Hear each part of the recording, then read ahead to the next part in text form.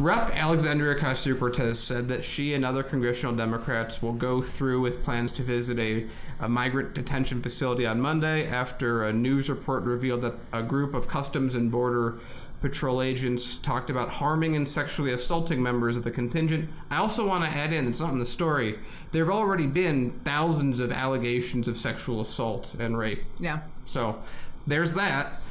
This just broke. A secret Facebook group of 9,500 Customs and Border Patrol officers discussed making a GoFundMe for officers to harm myself and Rep. Escobar during our visit to the Customs and Border Patrol facilities and mocked migrant deaths. This is Alexandria Ocasio-Cortez talking on Twitter. This isn't about a few bad eggs. This is a violent culture. And I want to make this point very quickly. Have you noticed how many police chiefs, whenever a shooting happens or something terrible happens with their police force for the 50 billionth time, say, there's a few bad apples, never finishing the quote, which, if I'm not mistaken, is a few bad apples spoil the bunch. Anyway, I'm getting ahead of myself. A secret group of current and former CPB officials met on Facebook to joke about the deaths of migrants, suggested tossing a burrito at these bitches, and posted photo illustrations of AOC engaging in sex acts at a migrant facility. 9,500 CPB officers shared memes about dead migrants and discussing violence and sexual misconduct towards members of Congress. How on earth can CPB's culture be trusted to care for refugees humanely? And I want to say, this is not new in America. If you go back to the early 1900s, very similar things were happening. You would have these border points where the Customs and Border would force all the women to strip naked. They would then force them through fumigators, all the while taking pictures that they would share at a local saloon.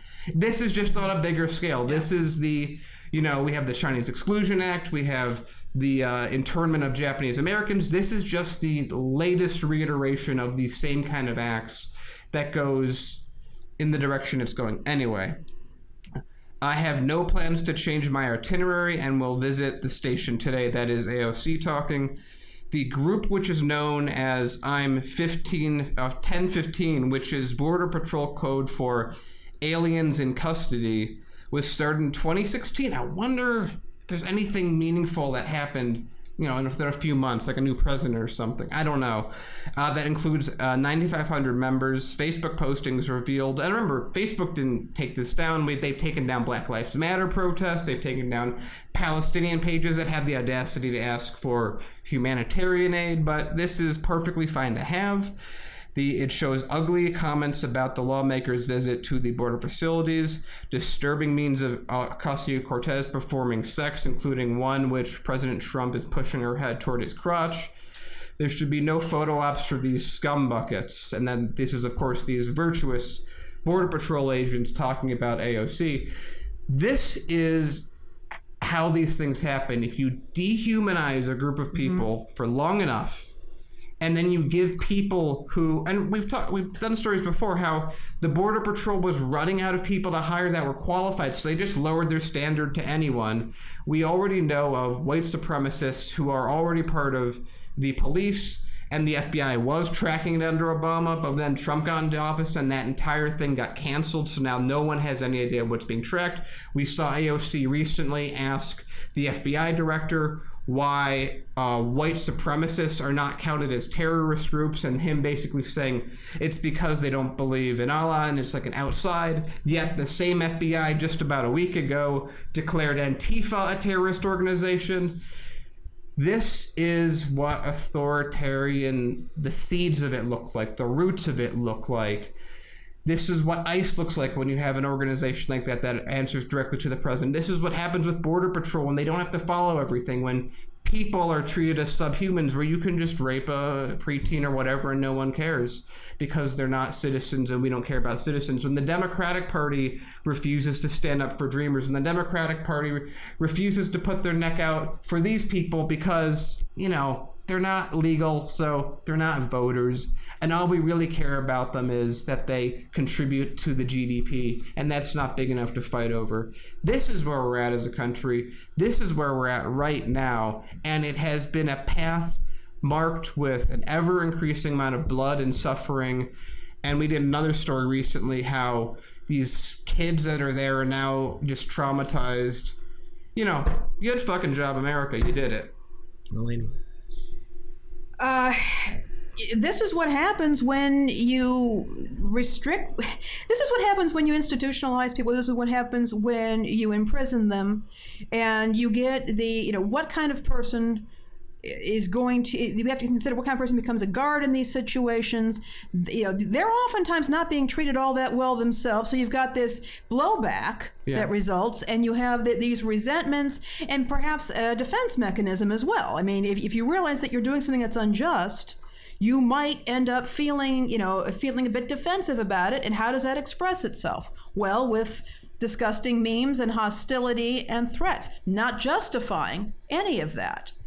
But I can see when you have institutionalized evil, like many of these camps, everyone's following the path of least resistance. Yeah, you're just going with the flow. You're going to do what you can to make yourself feel like a good person. Yeah. So, because we're going to be talking about this again in the story and going into detail about what a lot of these guys on the Border Patrol were saying and doing, but, the people at the border, they're human beings just like us. I mean, there's reasons why there's immigrants and refugees coming to this country because of our involvement with the war on drugs. And in turn, look at what's doing to a lot of the stabilization of a lot of the governments in Mexico, or not Mexico, but Central America and South America.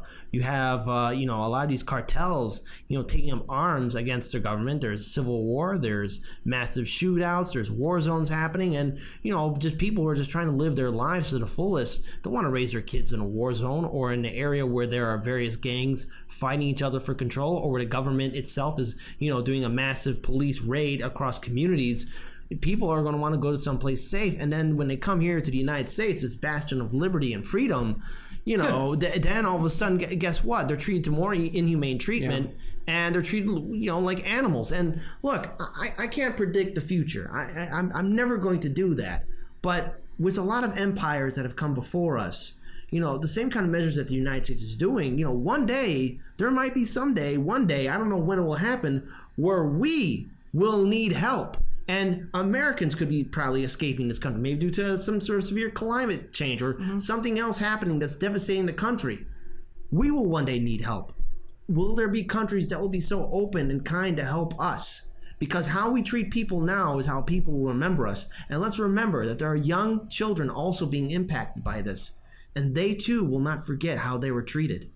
We got to treat people with kindness and respect. Now look, the whole world is different. The whole world's going to have different points of view, but the world is filled with good people. But if everyone in this country actually steps up and say enough is enough at south of the border, we got to go in there and do something and stop this, because this inhumane treatment will come back to haunt us.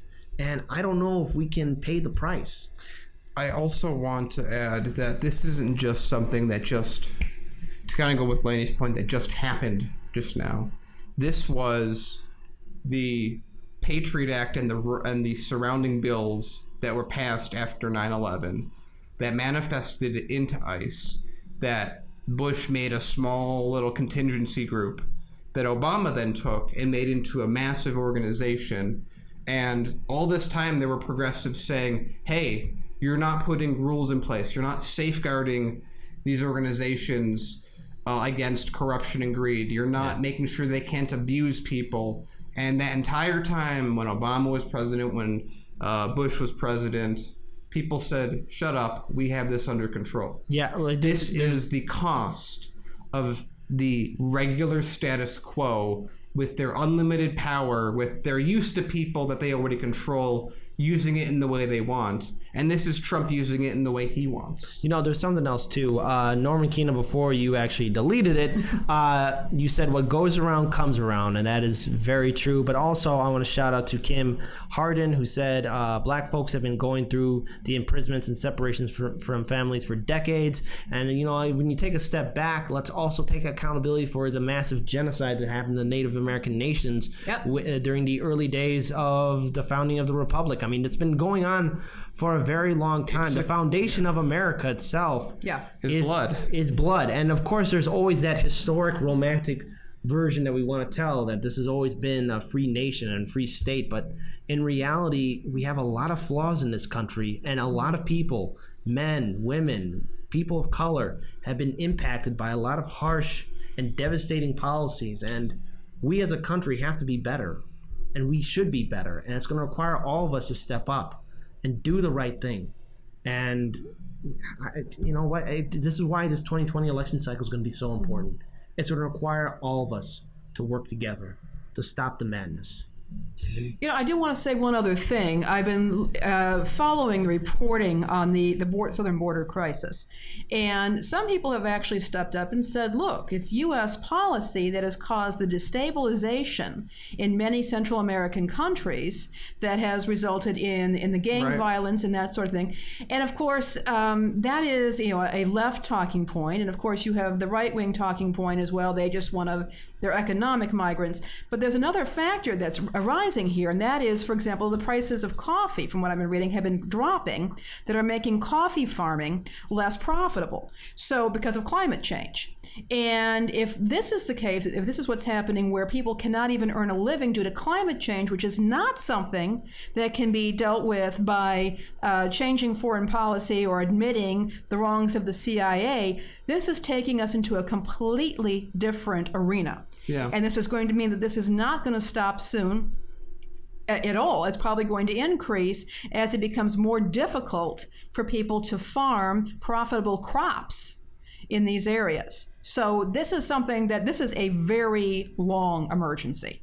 Yeah, this is something, everything that we just said, I like to build on that point. It's, you have the CIA overthrowing governments that they feel are too left, and you have resources being exploited, you have sanctions that are put in, you have the war on drugs itself, which creates a huge amount of organized crime. I mean, the U.S. is the hegemonic power of the world. It's time to take the responsibility of being the hegemonic power in the world, instead of saying, oh, I know we overthrew their democratic government and now they have drug lords in there because coca leaves are really profitable. It's not our fault, though. No, America, we are a superpower. We are a hyperpower. We are the hegemonic power. You don't get to take all the glory from the gloating of all the accomplishments without accepting that you have organizations within you, CIA specifically, that will destabilize countries because they aren't offering a good price on bananas or coffee or what have you.